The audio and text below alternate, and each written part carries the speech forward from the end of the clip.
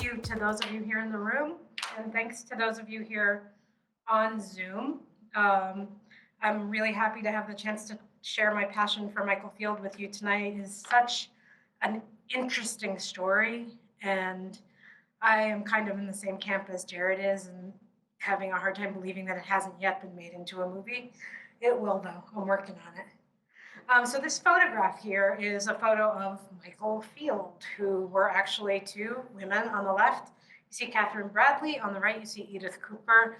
They used Michael Field as a pen name, but also as a name in life. They were known as Michael and Field, and were very well known in their social circles under that name and under that gender and under that number. 2 women, 1 man. All very interesting. It makes it really hard to know which pronouns to use and which numbers to use, plural or singular, when you're writing about them. So what I'd like to do today is talk to you about a poem that they wrote on this day in 1892. And I'm hopeful that we can all talk about the poem together. And then I'll give you some information about their lives, shared lives, their diary, which ran to about 10,000 pages over 30 years, their dog, whose name was Wim, and then we'll wrap up at the end with another poem that I hope we can discuss. Any questions before we get rolling? Good? Stan? Oh, yes. I would just say, try to speak loudly because my mother-in-law needs to hear. Is that better? Yeah. Okay. There's no point being all the way back there, right? Yes, okay, thank you. Okay. Stan, tell me your Hi. name. What's your name? Betty. Betty, nice to meet you. Sure, thanks. Betty's daughter. Daughter-in-law, Mary. Daughter-in-law, Mary, nice to meet you. And Stan, this is Stan. And I'm Stan.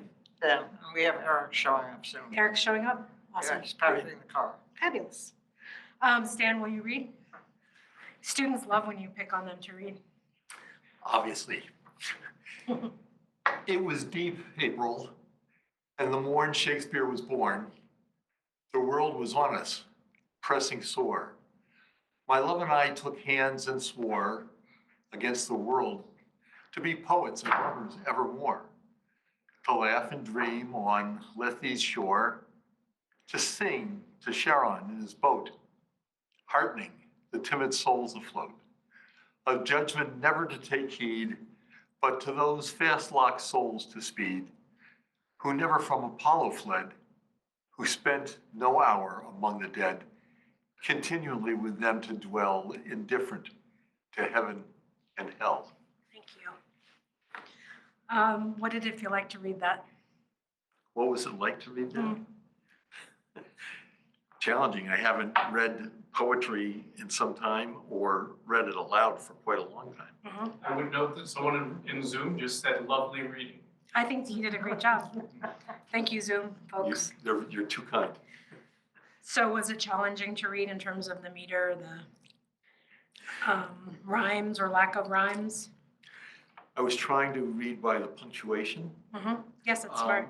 And in that regard, I thought I had that down fairly well. I actually enjoyed reading it. Good. So Mary, Betty, Stan, and all the folks on Zoom, curious to know what you think this poem might be about and what the different allusions that Michael Field are setting into place here are referring to. So we see plenty of proper names. I'll pick out the first one. Well, April. It was late April. It was the 23rd of April, just like today. Shakespeare, that's a name check, right? And who else do we find here? We have Karen in his boat. Yes, we do. So do you know the mythological tradition that that's from? So we have them citing Greek mythology. We have Apollo as well, and Lethe.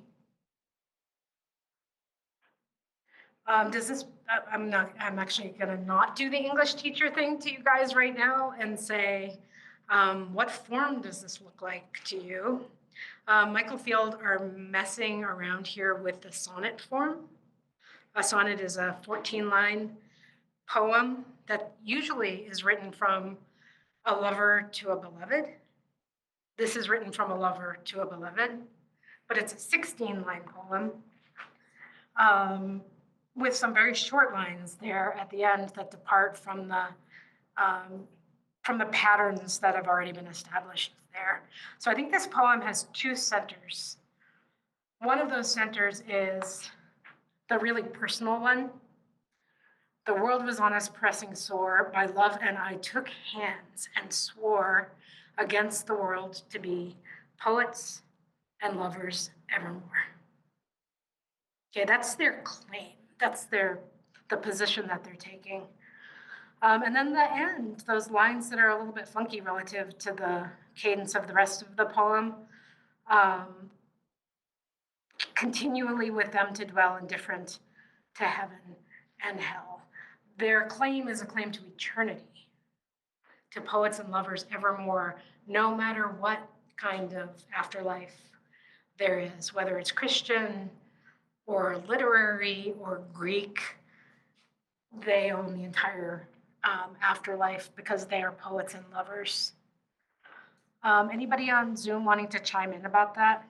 I'm mindful of not being able to see you.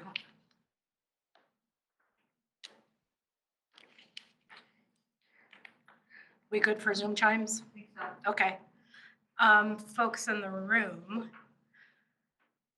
Stan, you're looking inquisitive. What are you thinking about? I'm just going back to your explanation of the two centers and dealing actually with what's in between them. Mhm. The whole mythological reference there. Yep. But you're right, it's definitely from one to the other or from each to the other. Yep. Lover and beloved, but also this is a poem. It's a poem about life and death and whatever's in between, but it's also a poem about literature. And I mean that very seriously when I say that Michael Field are dismantling the sonnet form. It is a very, very bold claim to compare themselves to Shakespeare in line 2, right? That's some hubris from this Victorian poet. And I really admire them for that. They're claiming Shakespeare's birthday as the day of their vows, the beginning of Poets and Lovers Evermore. So there's Shakespeare, and then there's Michael Field. This slide, this next one, moving to a different take on the poem, this is the first appearance of the poem. It's handwritten by Edith Cooper, who was the younger of the two Michael Fields. She wasn't the author of the poem, that was the elder of the two. But you can see here, she says Sim, that's Bradley's nickname, wrote it in the train. So in the morning on April 23rd, 1892, Edith took Katharine to the train station and sent her on the train. On the train, Katharine wrote this poem that we've just read and sent a copy of it back to her lover, and her lover wrote it in their shared diary. So I find it very moving that we're able to see in the handwriting of the beloved, the text of the poem that we've just read. I can imagine her processing the feelings of having this poem written to her, even as she's writing it. So Stan, I'm gonna do something a little weird and ask you to read it again. Can you do it from this? She's got the good handwriting of the two, let me tell you. I'm not sure that I can see it all. Carolyn, can you? I can help. Okay, so it was deep April, and the morn Shakespeare was born. The world was on us, pressing sore. My love and I took hands and swore against the world to be poets and lovers evermore. Semicolon. I love a semicolon. It's a pause, but not really a pause. To laugh and dream on Lethe's shore, to sing to Sharon in his boat, heartening the timid souls afloat, of judgment never to take heed, but to those fast-locked souls to speed who never from Apollo fled, who spent, wait a second, check this, no hour among the dead, continually with them and dwell indifferent to heaven and hell, heaven or hell. There, folks, there's something to me about the handwriting that makes the literary work really come alive and reminds me of the human beings who produced it originally. Is this the original? Mhm. This is what she wrote on the train. No, it's not what she wrote on the train. It's what she sent back, and Edith Cooper wrote it in their diary. Ah. So we don't, as I was telling Jared and Megan before we started, we don't have that piece of paper from the train, or we might have, I'm going to Oxford to work in the Bodleian for the month of May, and there are lots and lots of letters there. So I doubt that it's there, but it could be. I'm just looking at a piece of paper with no edits on it, and so thinking, wow. Yeah, so as I was telling these guys before, they composed lots of poetry on the diary pages, and it's all marked up with syllables counted and meter counted and alternative words stacked on top of each other. It's really interesting. This is a fair copy of that. No, it was Deep April. So I'd like to invite us to think about this claim of these two women taking hands and swearing against the world to be poets and lovers evermore in this poem, but writing that on the pages of this diary. That they, for 30 years, they kept a diary. It exists as 30 separate manuscripts in the British Library. The electronic images of those pages live on Dartmouth servers. So I pulled this page off of a Dartmouth webpage today. And this is a story of what it means to be poets and lovers evermore under the name of Michael Field. So who are these women? Oops, there's one of them. That's the elder of the two, Michael, if you will. She was 16 years older than her niece, 1846 to 1914. She died about 10 days after the outbreak of the First World War. It's kind of amazing to think about her living from before 1850 until the First World War. Really, really interesting family. She was born in Birmingham to a religiously non-conforming family. I'll tell you about that in a minute. Who had a factory to render tobacco into products like cigars and cigarettes. So their money came from tobacco. Religiously non-conforming is really interesting in the context of Michael Field because they believed that the government had no role to play in the declaration of marriage between people who loved one another. So this woman's parents they stood in a church in front of all of their family and their friends, and they said their vows and they declared their marriage had begun, and there was no government record of that because this was a private and religious matter and not a public and social matter. So they were marching to the beat of their own drummer right from her very beginning. She was a well-educated woman. She attended Cambridge. She did study in France for a time and the University of Bristol. She worked with John Ruskin, the great social reformer. She helped him work to found a utopian society that was dedicated to the arts and to rural ideals. As a young woman, she was a suffragette and she was aligned more with political radicals. But interestingly, as she got older, she became much more politically conservative and ended her life really on the other side of the political spectrum than where she began.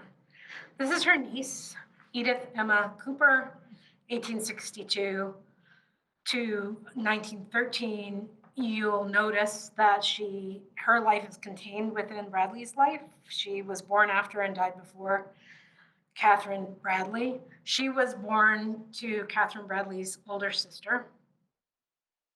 And her grandmother and her aunt Catherine moved into the house when she was very young and helped to raise the children. Really, really brilliant woman. She was a Summa graduate of the University of Bristol in philosophy and classics. Other random statements about Edith Cooper: she had an unrequited passion for an art historian famously named Bernard Berenson. Anybody here been to the Gardner Museum in Boston? That's a Bernard Berenson production. He was the person who scouted Europe and procured the art for Isabella Stewart Gardner. Influenced her. Very, very much so. And she influenced him as well. It was a really fascinating relationship. So Harvard has Berenson's villa. It's called Villa Itati. It's in Fiesole, just outside of Florence. And there are many letters between the Michael Field poets and Berenson that are there at Villa Itati. So why, it would be logical to wonder, did they call themselves Michael Field? They needed a pen name. They wanted to write together. Bradley, when she wrote by herself, originally had a pen name, Aaron Lee.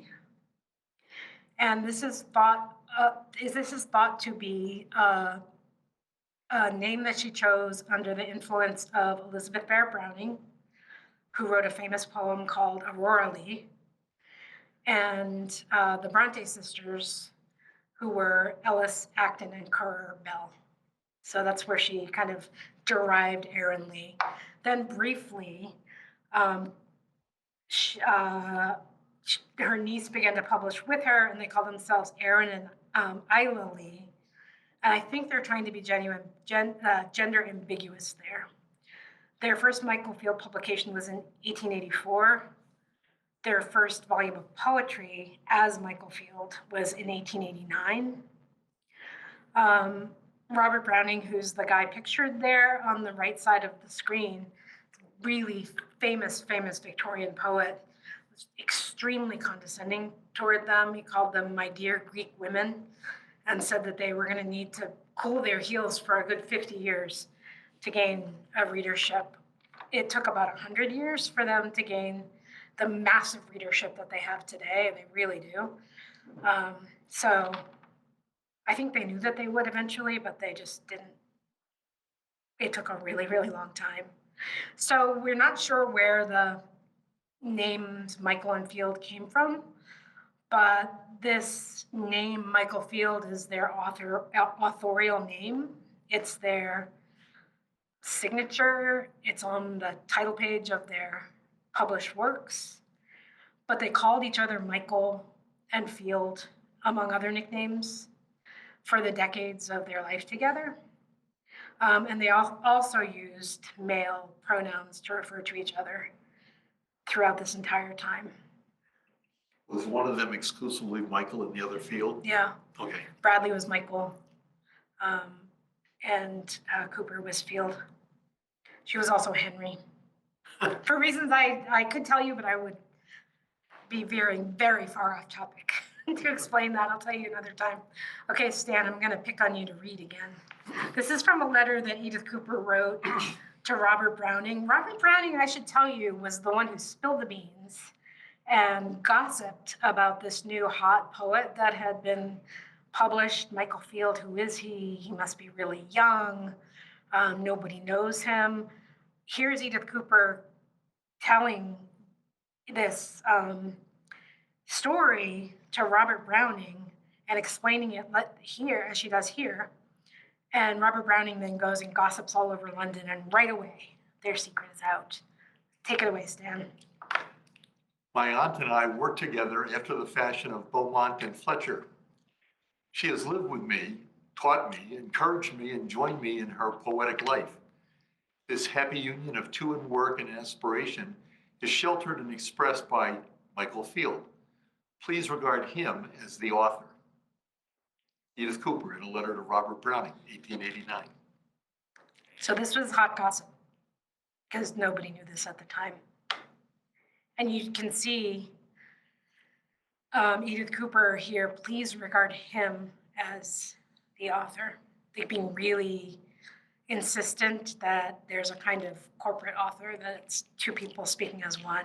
And I'm really interested in the metaphors she uses to talk about how they are as an author. A happy union of two in work and aspiration is sheltered and expressed by Michael Field.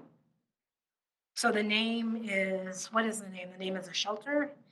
It's a roof, it's a dwelling, it's a home, and it's also a means of expression. The 1880s and 1890s were still a time that was tough on women writers. So for them to claim, like George Eliot did, male pseudonym would certainly have been a way for them to gain legitimacy in the literary marketplace. Robert Browning wrecked that for them with this. Jennifer, I see your question in the chat about political conservatism. Let's keep going and come back to that because it's a fascinating question. Okay, so let me tell you a little bit about this diary. Again, the physical diary lives in the British Library in London. The digital diary lives at Dartmouth as of the last couple of years. The photo on the left is what the exterior of each volume looks like. They're really tall notebooks that are just bound and filled with blank notebook paper. And there's pretty much for every single year the same book with a couple of very few exceptions over the years. Facing the manuscript page facing the cover page is literally the first entry in the first volume of the diary. You'll see at the top, Katharine Bradley, in her horrible handwriting, has written works and days in red. The next line reads Bramble Room, which is what they called a writing room in their house.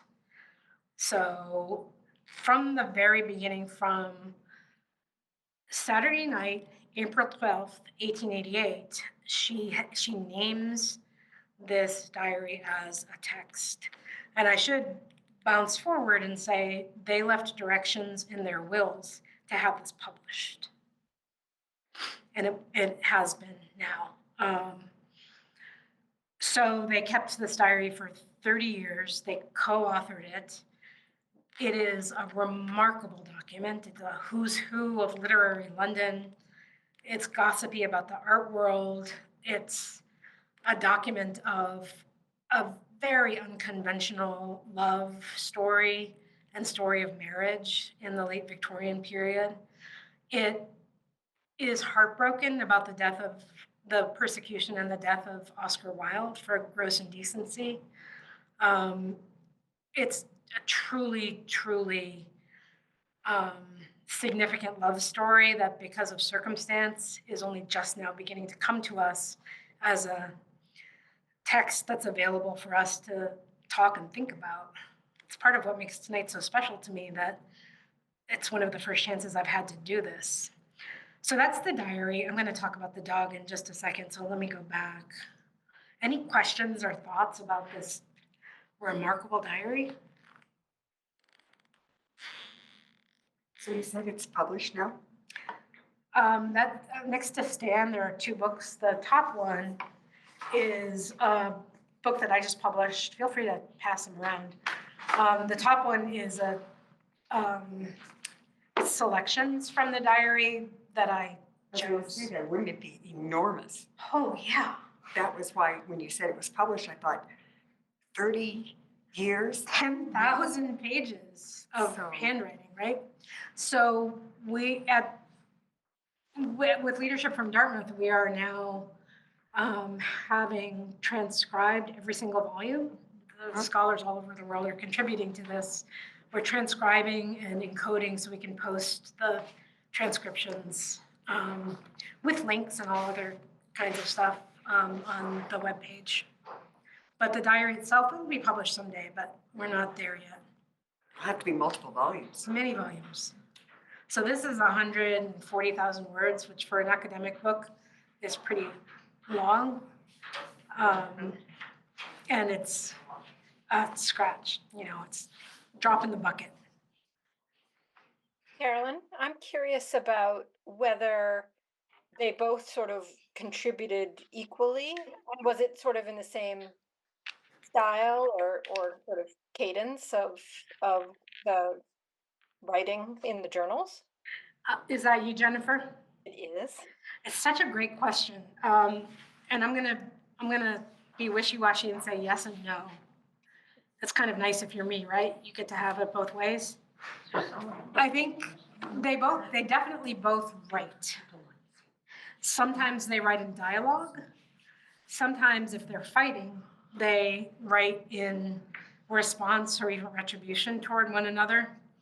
But there's no sense of like a cadence of call and response that is consistent throughout the 30 years, not at all. I find the most moving, devastating periods of the diary to be at the very end when they're processing the fact that that Edith Cooper has been diagnosed with cancer and will soon die. And it takes about 2.5 years for that to happen. And it's like almost like a highlight reel of the diary as a whole, where they're going back and they're remembering these times, they're rereading previous volumes, they're saying things at the end of life that they wished they had said to each other at the time, and it's really, really moving. And then Cooper finally died in December of 1913, and on the same page as her final entry in the diary, we see Catherine Bradley writing a new entry saying that Cooper has died and that Catherine Bradley, had been keeping a secret, and she too had cancer, breast cancer, and she too was about to die. So it is so shockingly provocative about how they wrote, because Cooper dies, Bradley writes on the same page that she's been keeping a secret. She's been keeping a secret from Cooper. She's also been keeping a secret from the diary. So they are each other's readers, they're each other's interpreters. And the diary becomes this kind of document of their relationship with one another. In my experience of reading a lot of things over the years, it's quite unique. So that's probably not the answer you were looking for, but it's a pretty good characterization of how they did this. You want to follow up, Jennifer? No, it's just fascinating. That it's almost like the diary is this third party in this relationship. Which is kind of what I argued in my book about the diary. I've edited the diary itself, but I've also written a book about it. And like really that the diary is the marriage. It's really fascinating. If the diary is the marriage, here's the baby. And I'm so not kidding. This is their dog. His name was Wim Chow. They loved him so very, very much. Stan, will you read the October 11th, 1902 entry here? Wim Chow, 1898 to 1906. Saturday, October 11th, 1902. During a visit with Rudyard Kipling, I walk round the great weedy garden of nasturtiums, the rabbit in his hole, and leave Chow in the garden. I come in, I look forth, Chow and the rabbit are one. Chow pecks, pardon me. I can't make that out, Carolyn. Is that peaks or pecks? Chow pecks. Chow pecks, the rabbit rolls, and Chow pecks again. I run forth, I shriek and chase. He looks, he locks and closes again and again.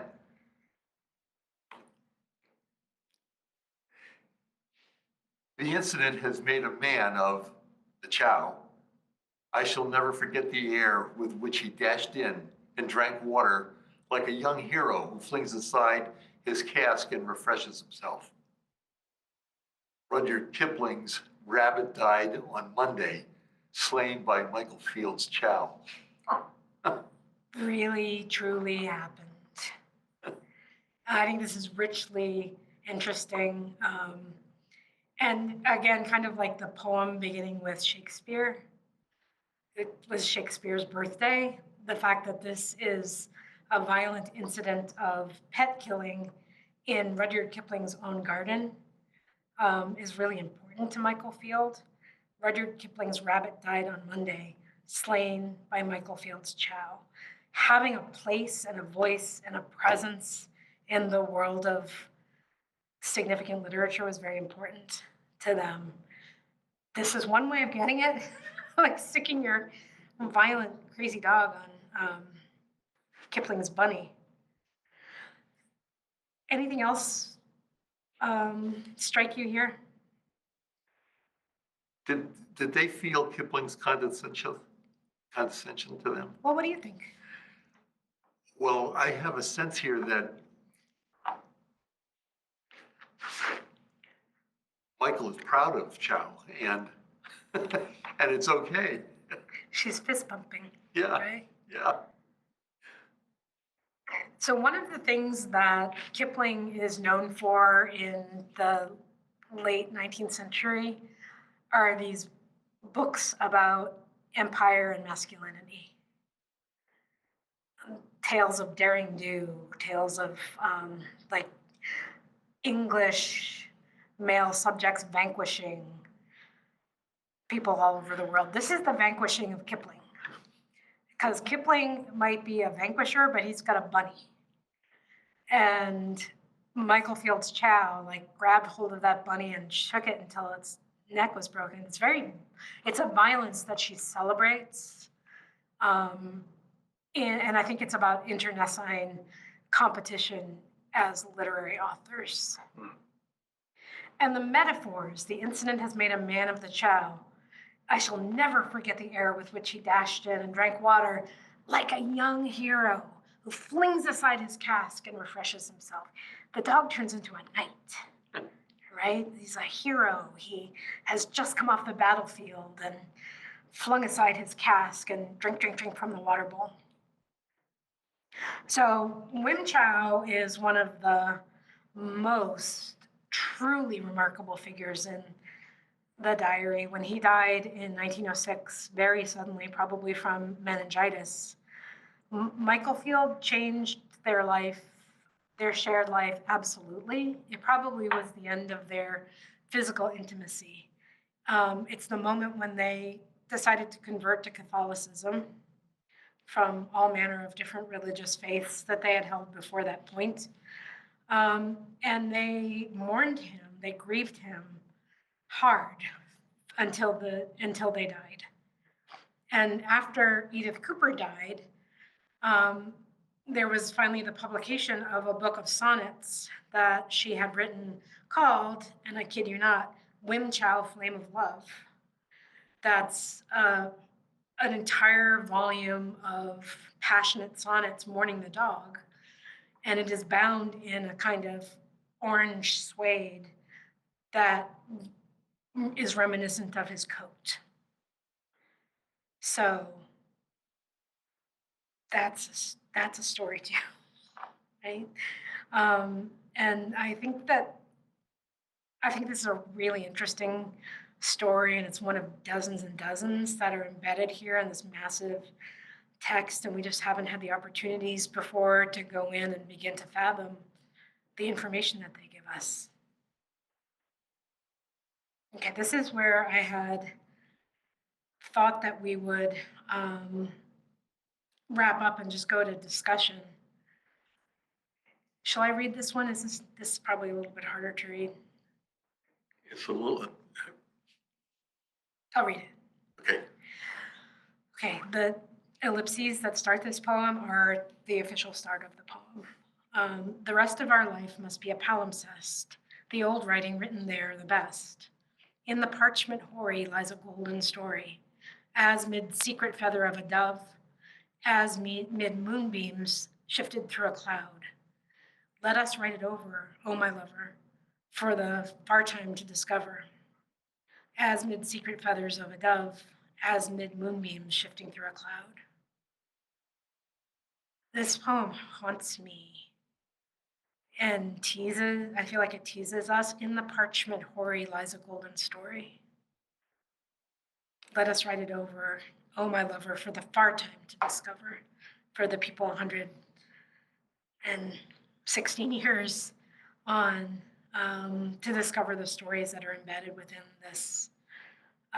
this diary, within the story of this author. Does anybody know what a palimpsest is? Writing over writing Yeah. letters. When I was a kid, we had these like toys that were like a piece of cellophane and probably an ink pad underneath, and you would use a little stylus, and then you would pick it up and it would erase what was on the cellophane, and a little bit of an etch-a-sketch as well. So, and Freud uses the metaphor of the palimpsest as a way of describing the unconscious, that things might be in the past, but they're never gone, that there's always the residue of writing that's present in the unconscious, or the residue of speech or of experience or what have you. It's always there, even if it's long gone. It's never departed. So their life as the palimpsest, their life as a life of writing, their life as an invitation to engage and find the stories, the golden stories. I find it very moving and also quite inspirational. And it never fails to strike me how conscious they are, the faith that they have in people in the future that they could never even imagine, but they throw this gift into the future, not knowing who will catch it, not knowing how they'll be interpreted, but offering it up for us to do with what we will. So I would love to hear what you think and take any questions that you have. I'm full of Victorian gossip to give you, should you have a hankering for that. So do you think one of them is the dove and the other is the cloud? I don't know. That's such a good question. What do you think? I don't know, it just occurred to me. I know. I think that's so interesting. But I wanted to ask, what do they write about besides each other, their dog? They write about a lot about nature. They write about the experience of being in nature, the kind of sublime feeling of being in an uncorrupted natural world. They published 8 volumes of poetry, but 29 plays, and their plays are all written in verse. Wow. Yeah, their plays are all written in verse. What are their plays about? Usually very strange interpretations of ancient and mythological subjects. Or, in one rather topical example, the 1848 Hungarian Revolution. For some reason, Michael Field only could understand. Well, Shakespeare had historical plays too. He absolutely did, and don't think they didn't know that. They're really competitive. So I think they thought of themselves as first and foremost a playwright and secondarily as a poet. But the plays are hard to love and the poems are easy to love. So I think today's readers have found them first as a poet and second as a playwright. To the question of doves, they had doves, and they had doves in their writing room, their sitting room. And then in 1909, I think they got leprosy. I didn't know doves could get leprosy. So they had this a really beautiful series of works about their doves and the doves as inspiration and voice and symbols. But then the fact that the doves got leprosy and all died and they had to burn the cage also strikes me as very Michael Field, because it's an ideal, but they also have to deal with the world, like the real world, which is very painful. So sorry to digress. HW, I'm not sure who you are, but that is one piece of Victorian gossip, the product doves. So Jennifer's asked a couple questions in the chat. How did I become interested in Michael Field? And also about politics. So let me try and combine those. I had in mind that I would write a book about concepts of domesticity in Victorian literature. That's a really important and central question, and it's a very political question. And a friend said, oh, if you're going to write that book, you should totally have a look at Michael Field's diary next time you're in London. So I wrote that down, and I did. And I opened up, I think it was 1892 or 1893 in the volume. I chose it at random. And within about 5 minutes, I knew that I was going to write these books because the writing is so great. I mean, this is not diary writing. It's not making notes about what I had for lunch.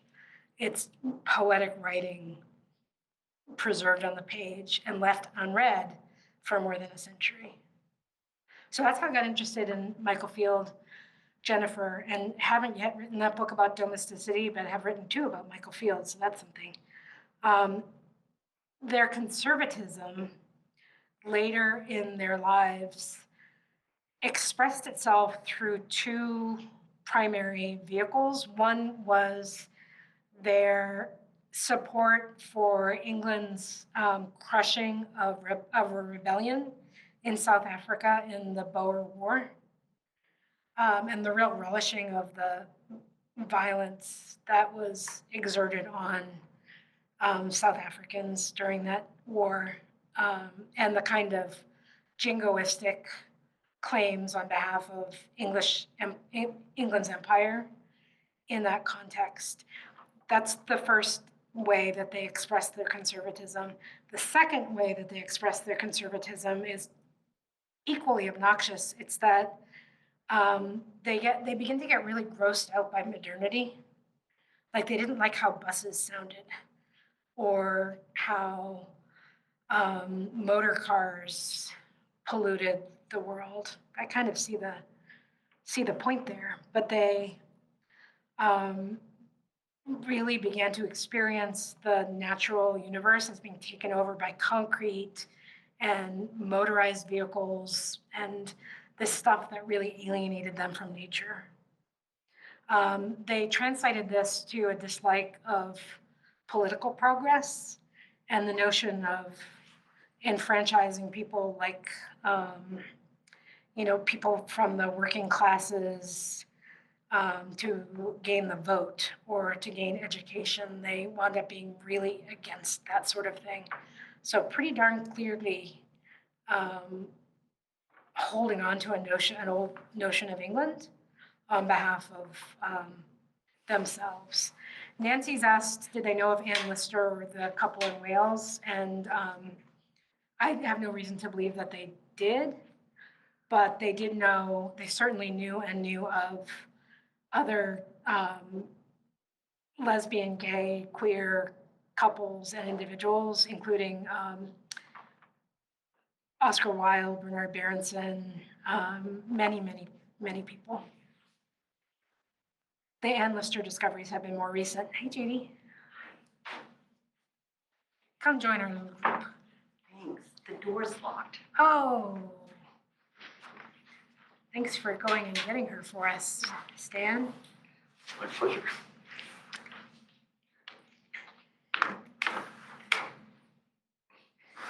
So what do you want to tell Judy about what we just talked about, Stan?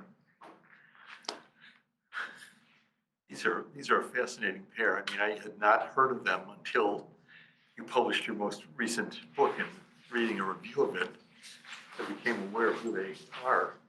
So much of their history makes sense for the time, but it's a pretty amazing relationship. Yeah.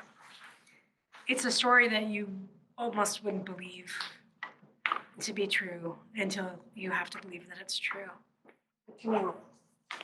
They're very closely related, and so one might view that as an incestuous You certainly relationship. could, and that tends to freak out my students really, really badly. And it's an interesting question because sexual relationships between, let's do the sexuality question first. Sexual relationships between women in this period were not remarked on in the law at all. They were not legislated at all. Sexual relationships between men were criminalized. So when Oscar Wilde was jailed, it was for gross indecency, it was for sodomy. So there's double, like really, really different assumptions about what sexuality meant based on whether a person was male or female. The incest piece is absolutely germane to all of this. But again, since it was a relationship between two women and there was no possibility of the production of children. Well, not between two men either. Yeah, exactly. But that's like, it was so not on the radar. But I'm thinking more of the abuse of power Absolutely. because, you know, you have this older woman and this, you know, much younger, I mean, someone she raised. It's even closer than niece and aunt because she raised her. So Heather's point in the chat, I'm interested in the gestation, good word, of the romantic aspect of their relationship, close family member, live-in caregiver. Has that not tarnished the perception of their work in the modern scholastic world? No, Heather, and it hasn't tarnished the perception because scholars are tackling this as a problem, right? It's not our job to admire literary figures from the past. It's our job to be honest about literary figures from the past. And But is in their diaries, is there any acknowledgement or questioning of their relationship in terms of these complexities? not at all. Which is in and of itself a mystery and something that's fascinating. I think that it's one of the ways that Victorian society reveals itself to us is very, very different from today. The questions just were not on the radar. They lived with Cooper's parents until Cooper's parents died. And they knew about the relationship? Yeah. And there were, one way of thinking about this, I'm not defending any of this, I'm just giving you the information. There was a surplus population of women in this period historically relative to men for a bunch of different demographic reasons.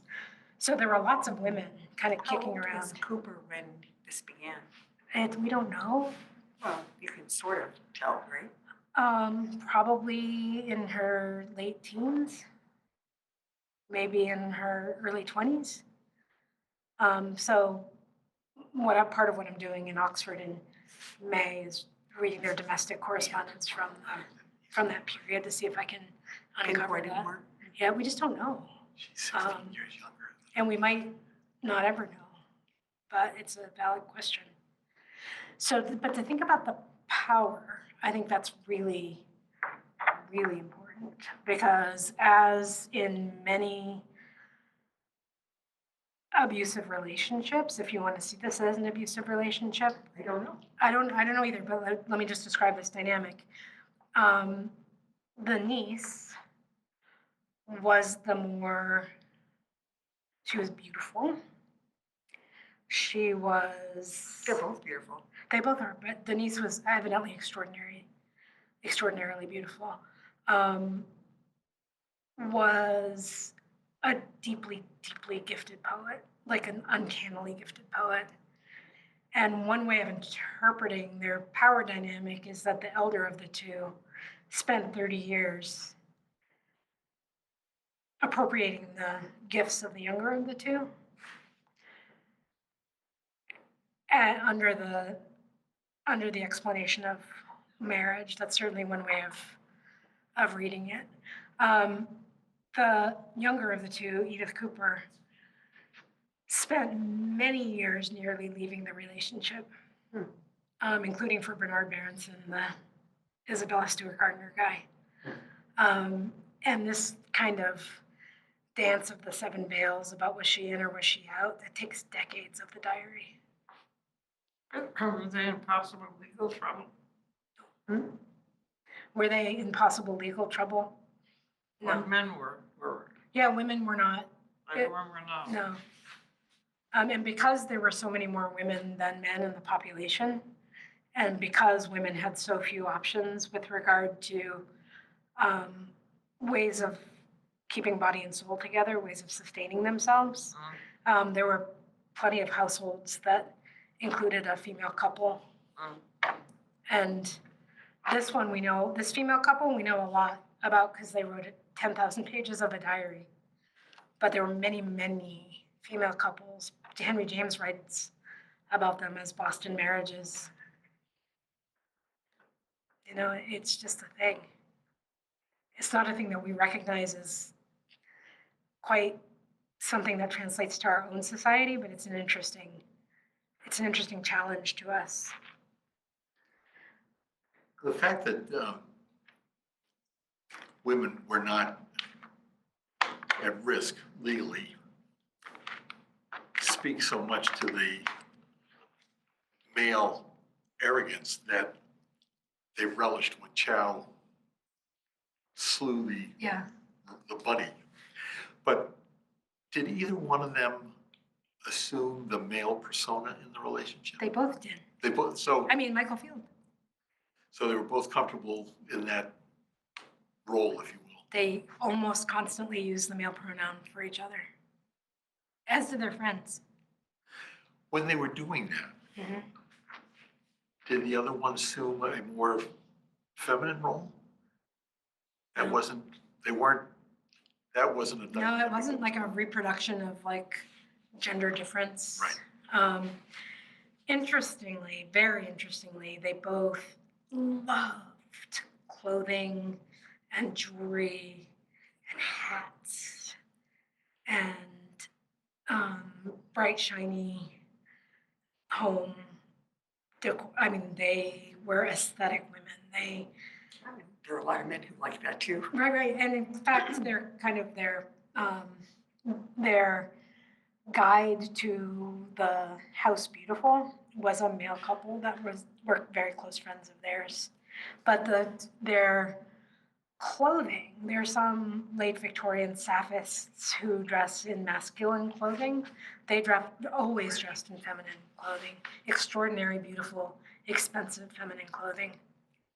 So, which sadly we don't have anymore. Could we hear one poem that maybe is more, less focused on them and their relationship, but Let me see. Sure, we can cook up something between these two books.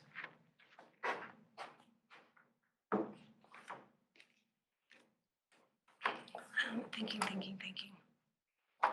one of their nature poems or a political one? They don't write political poetry. At least not political poetry about the world that they were living in. Neither of these books do I reproduce that many of their poems, but let's see what I can come up with.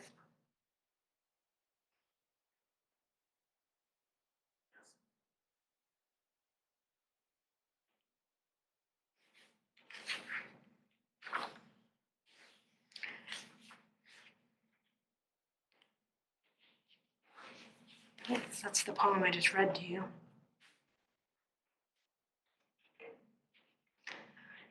I just found another poem, but not from it is about their relationship.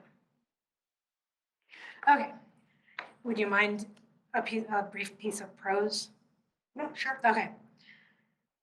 This is 1899, so it's the moment that the calendar is about to turn and the Victorian period, such as they knew it, is going to be left behind. Catherine Bradley writes on December 7th, I toddle forth with my two dogs on the towing path in the gray mist. Suddenly, almost close to our door, a heap of gross human refuse. I turn away in disgust and anger, and a little further on, along the same path, path, I find a dropped rose, fair, still delicately fair and without soil. And I linger, but modernism lingers to emphasize its disgust and passes by the scarcely perceptible fairness. One common towing path for us all, but we may each determine what shall arrest us. I find this a really interesting passage because it really isn't about the relationship. It's about this conundrum that the time of fresh, beautiful roses is passing, and she's encountering human excrement on the path in front of her, right? And there's human excrement, and then there's the rose.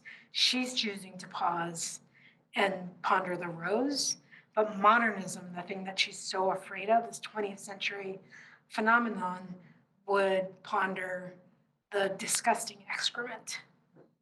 So it's not political, but it's a statement of artistic principles and preferences that comes out very strongly there. Thank you. Sure.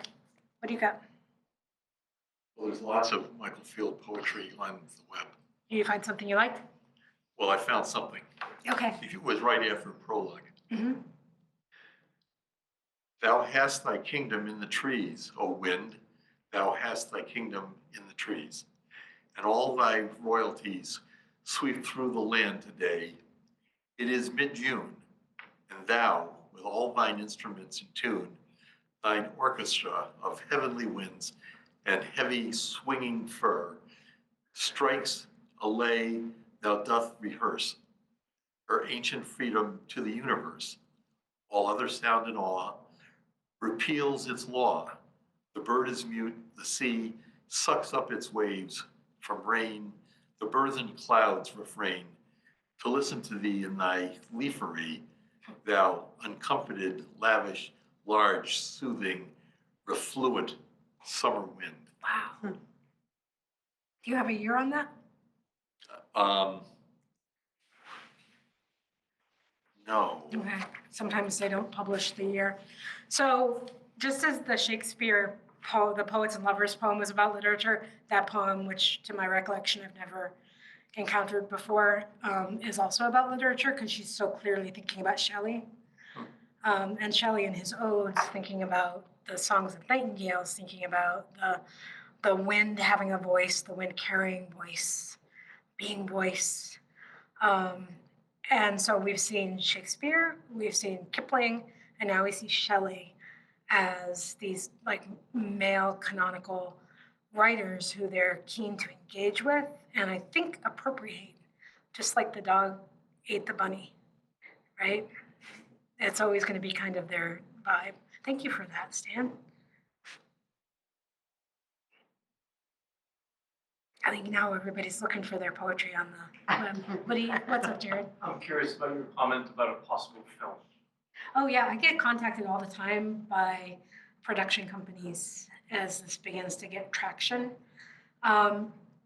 There's a peculiarity of copyright law in the UK that treats unpublished manuscripts, such as the diary, differently than published manuscripts, and in fact is far more punitive about the rights to unpublished works than to published works, which seems weird to me, but what do I know? So the diary is protected. It will not enter the public domain until the end of 2039, which is still ways to go, right? But there's a lot of interest in them now. So I've been working with the literary executors who are the granddaughters of their original executor to see if they're willing to give me the rights to develop the material. I think they're very, very nervous about that. But I'll tell you, this is a story that is so sensitive that told wrong could be really, really damaging.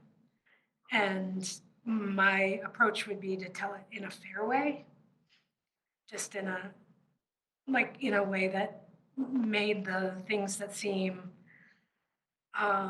really odd still register as odd, but in some context. So those conversations are ongoing. But it's always really interesting when the Hollywood types come knocking. We don't get that often in Sanborn House. At least not on my floor in Sanborn House. But I do think it'll be something. Carolyn, can I ask, you mentioned earlier that like it took 100 years for them to find a readership. Why do you think it took so long, and then what sort of made them, like, because I've never heard of them before, to be honest. Right, So, no. and you like were like, hey, let's just talk. And we're like, sure. So part of it was circumstantial. Robert Browning let the cat out of the bag. They were outed as not one man, but as two women. And their reputation suffered. They became more and more eccentric, still producing great poetry, more and more eccentric. You know, when you harden yourself against progress in the way that they did, it can be hard to find traction as the world is changing. They were holding on to some very antiquated ideas. So they had been somewhat written off by the time of their later lives and their deaths. They had a very responsible literary executor who made certain that their materials found their way into the Bodleian Library of Oxford and the British Library in London. And there they sat. They were safe during wars, and they were beautifully restored and curated. And there's a ton of labor in manuscripts just sitting on library shelves. It sounds passive, and it's not. And so in the 1970s, so there's 1960s, especially in the US and also in England, a huge movement to recover the voices of women writers. And that whole literary critical movement started with Victorian women writers. And so little by little, Michael Field started to make their way into anthologies. And then the life story, the diary story, began to leak out around the edges. And here we are. So it's interesting because some of it is just about they weren't in the canon when they died. So there they had to wait and wait. And another part of it is they were way ahead of the literary questions. The questions that people like me ask, it took a long time for the world to be ready for those questions. I suppose Browning may have outed them just to make his prophecy come true. Browning he put the aggressive and passive aggressive relative to them. He also refused to write a prologue, a preface to their next book of poetry. He's like, no. It'll be fine on its own. So he kind of strung them along. Edith Cooper was in love with him. She was a serial faller in love. Okay. Then that they met, he kind of strung them along, signaled various promises, and then died. Which was quite rude of him. Men do that sort of thing. They also, they looked on his wife, Elizabeth Barrett Browning, who had died decades before, as a major rival, which is also kind of interesting. So they were competing with her as well. Is it time to roll up the sidewalks in the Howe and head home? Thank you guys so much. Beautiful night, arcane topic, and I'm so grateful to have had the chance to talk with you. Thank you so much. Thank you. Thank you.